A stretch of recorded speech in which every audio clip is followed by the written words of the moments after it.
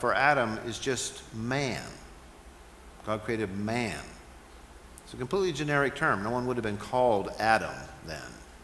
And Eve means the mother of all living, right? So there are suggestions here that this is a much different kind of story than something which we might get from the normal reading.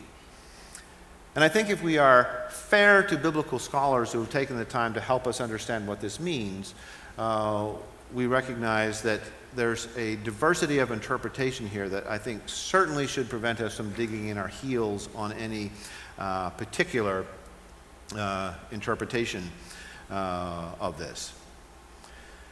Now, I want to suggest that a much better approach to this, rather than suggesting that we must choose between God's truth or man's word, is to use a metaphor that the Christian tradition has used for 1,000 years, even longer perhaps, and that is the idea of the two books. Okay, God has given us the book of Scripture, and God has given us the book of nature. Now, those have been understood by Christians going back to Thomas Aquinas and earlier as two distinct and separate revelations, both provided by the same Creator, and both that can be brought into harmony with each other. Now, when they're not in harmony, we have work to do.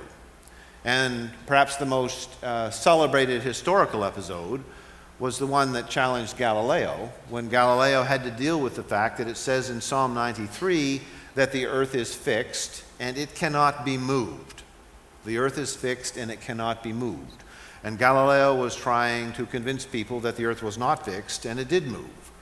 And so a question arose as how we bring these two books together. Well, we cannot bring them together by subordinating one book to the other. We have to keep them in conversation with each other, aware that they both have the same author, and seek humbly, prayerfully, and in communion with each other the very best understanding of both of those books so that we can better understand our Creator. Thank you.